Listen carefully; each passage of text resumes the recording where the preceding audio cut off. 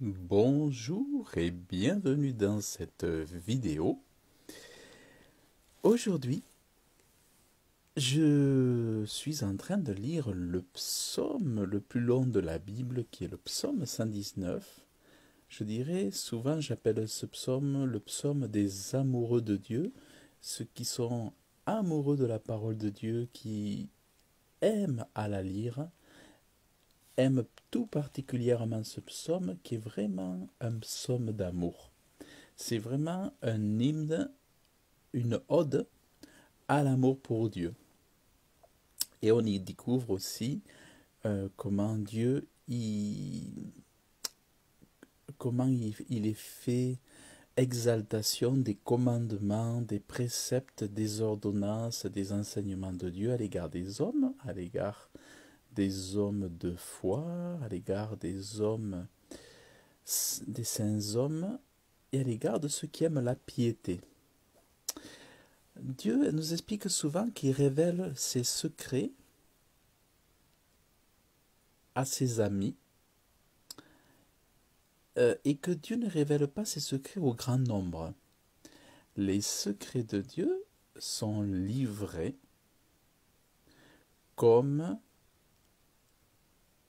ou je dirais à la suite d'une forte amitié avec Dieu, une forte connexion avec Dieu pour ceux qui aiment Dieu. Et ce qu'on apprend dans la parole de Dieu, dans le fait que Dieu cache des choses et tient secrètes des choses, quelque part, regardez ce qu'il est écrit, ne me laisse pas m'égarer de tes commandements. Et regardez ce qu'il est écrit aussi, ne me cache pas tes commandements. C'est pour ça que j'ai appelé cette vidéo le commandement caché par Dieu. Je pose la question, je connais la réponse. Y a-t-il des commandements que Dieu vous aurait cachés? Y a-t-il un commandement aujourd'hui que Dieu t'aurait caché? Que Dieu aurait caché à son Église? Que Dieu aurait caché à ses pasteurs? Y a-t-il des commandements qui sont présents et pourtant qui ne sont pas pratiqués par l'Église et par les chrétiens et qui ne sont pas enseignés par les pasteurs, sauf pour quelques-uns, et qu'on pourrait même citer de sectaires. Il y a certains qui pratiquent ce commandement qu'on va juger un peu comme sectaires, et pourtant, en ce sens, dans cette direction, en fait, ils sont dans la vérité. Alors, quel est ce commandement caché? Ce commandement inaltérable, ce commandement qui ne sera jamais aboli. Eh bien, tout simplement, retournons aux origines et nous allons voir. Alors, je vais aller voir tout simplement dans le décalogue. Vous savez bien qu'aujourd'hui, tout homme qui tue, tout homme qui est meurtrier, désobéit au commandement que Dieu donne de ne pas être tueur. Alors on va les voir soit dans Exode 20, soit dans Deutéronome 5. Vous allez voir Exode 20 ou Deutéronome 5. Voilà. Donc ici nous avons les décalogues, les 10 commandements de Dieu. Après nous avons d'autres ordonnances qui elles aussi sont éternelles. Non pas que nous sommes sauvés par leur obéissance, nous sommes sauvés, justifiés par la foi en Jésus-Christ. Le salut vient par la foi, tel que notre père Abraham, qui n'était pas de la circoncision, Abraham était de l'incirconcision, et Abraham n'avait pas les commandements de Moïse, et Abraham a été sauvé par la foi. La foi, en fait, c'est quoi? La foi, c'est l'amour de Dieu, l'espérance à la miséricorde de Dieu.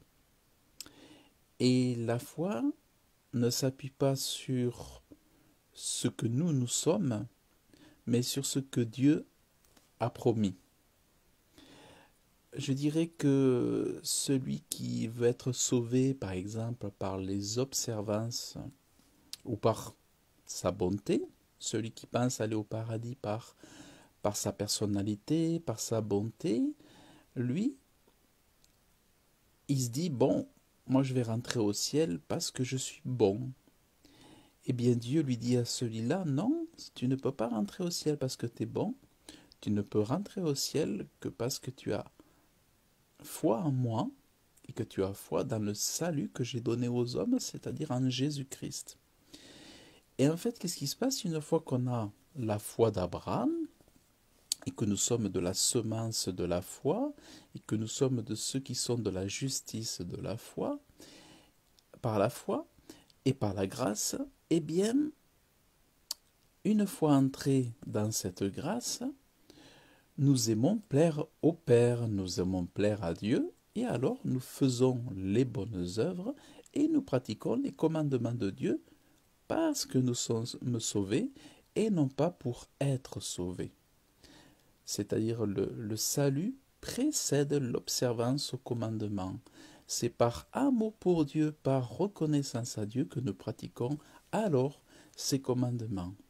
Et Dieu dit, donc dans ces commandements, je suis l'Éternel ton Dieu qui t'a fait sortir du pays d'Égypte, de la maison de servitude.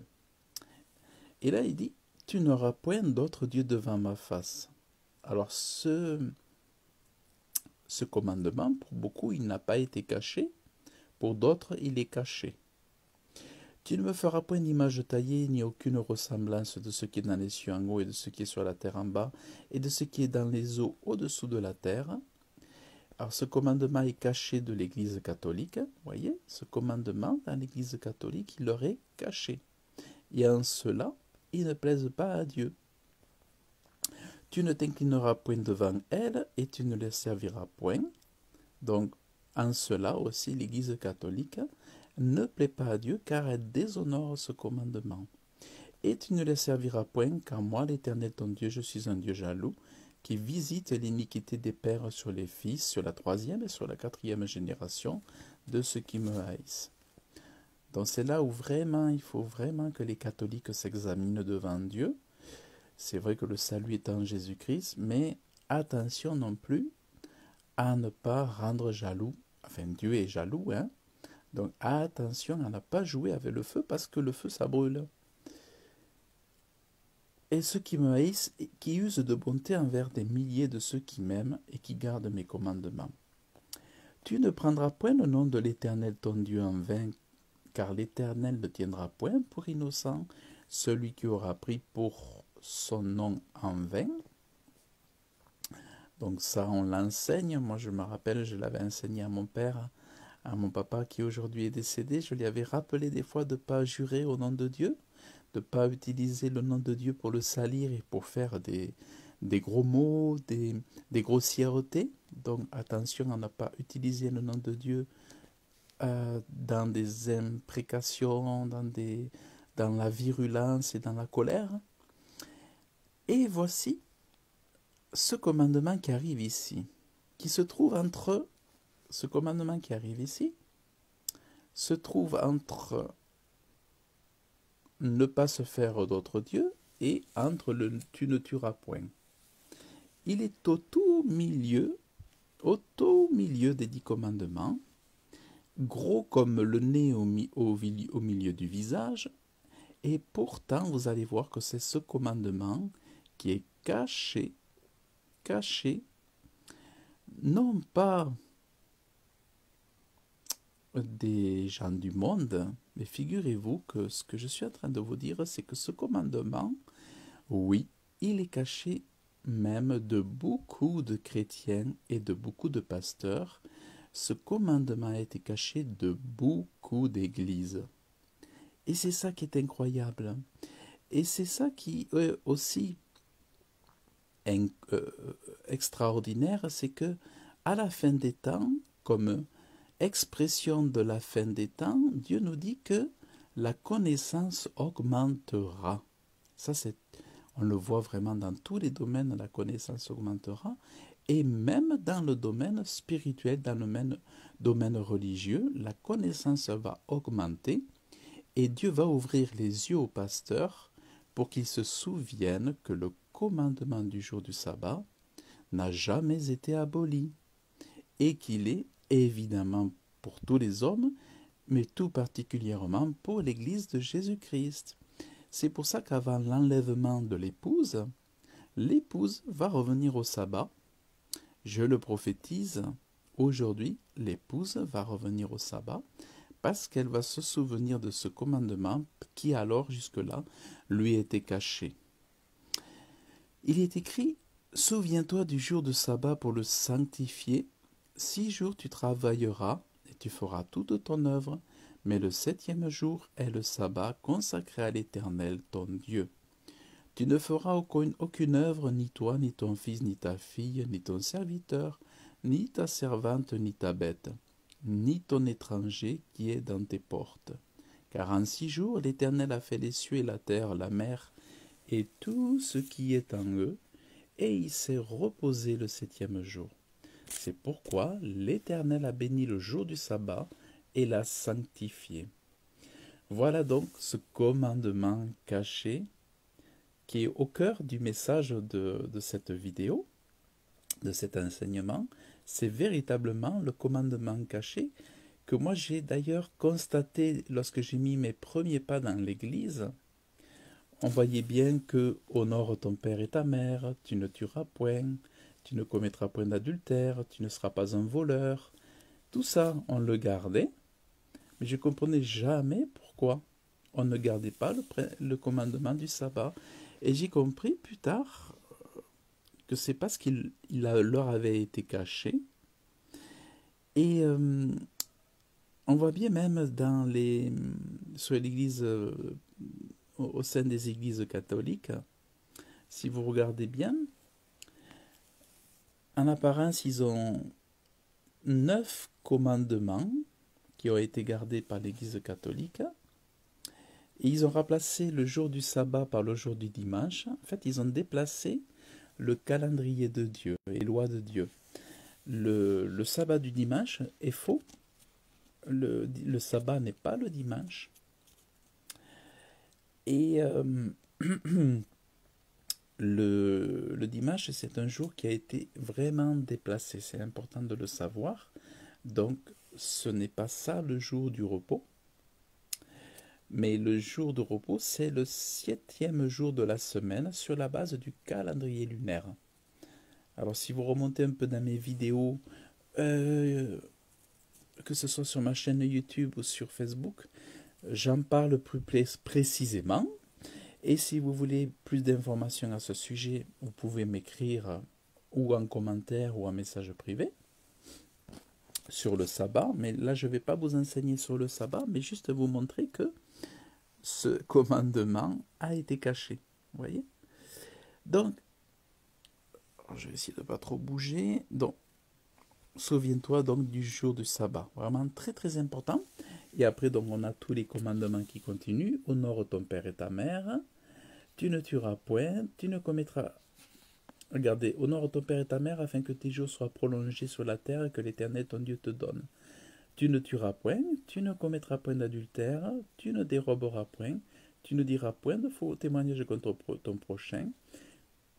La convoitise aussi, voyez, tu ne convoiteras point la maison de ton prochain, tu ne convoiteras point la femme de ton prochain, ça c'est l'adultère, voyez, ni ton serviteur, ni la servante, ni son bœuf, ni son âne. Voilà. Et tout le peuple aperçut des tonnerres, des flammes et le son de la trompette et la montagne fumante. Et le peuple vit cela, et ils tremblèrent et se terrent loin. Voilà donc le commandement caché par Dieu, mais qui n'a pas été caché par l'Église primitive. L'Église primitive pratiquait clairement, ouvertement le sabbat. On peut le lire dans les Actes des Apôtres. On peut le lire donc aussi, Jésus évidemment le pratiquait puisque lui il était à la fois du judaïsme et aussi de son propre enseignement, donc, et de sa doctrine et de son évangile. Mais on le voit très bien que ceux qui venaient à Jésus, même les femmes que Jésus a délivrées donc des démons et tout ça, pratiquaient aussi le sabbat. Donc elles n'avaient pas été judaïsées, mais elles avaient été enseignées aux enseignements de Jésus-Christ et à son évangile. Donc vraiment, que Dieu vous ouvre les yeux sur le commandement caché et demandez-lui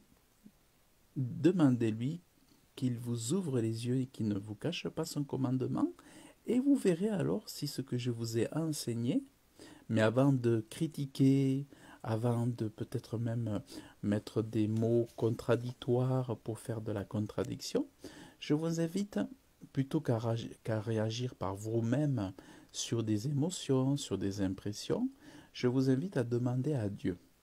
Ça sera le plus sage, parce que de parler trop vite, de dire non trop vite, ça crée des problèmes, parce que c'est Dieu qui connaît toutes choses mieux que nous-mêmes. Et si c'est caché, vous allez beau dire non, non, non. Si c'est caché, ben c'est normal que vous disiez non.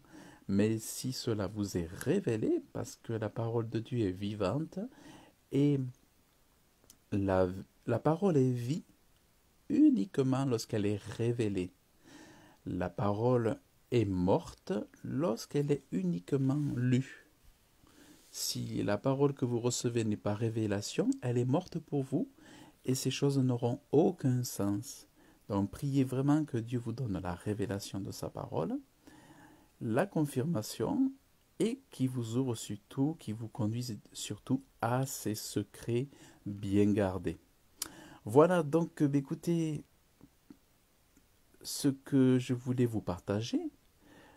Et écoutez, je vous remercie de m'avoir écouté.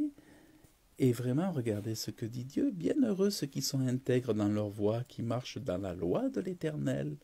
Bienheureux ceux qui gardent ses témoignages, qui le cherchent de tout leur cœur, qui aussi ne font pas d'iniquité et marchent dans ses voies. Tu as commandé tes préceptes pour qu'on les garde soigneusement. Voyez? Voilà. Donc, écoutez, que Dieu vous bénisse abondamment. Je vous souhaite une excellente journée et je vous dis à très bientôt. Que Dieu vous bénisse abondamment dans le nom de Jésus.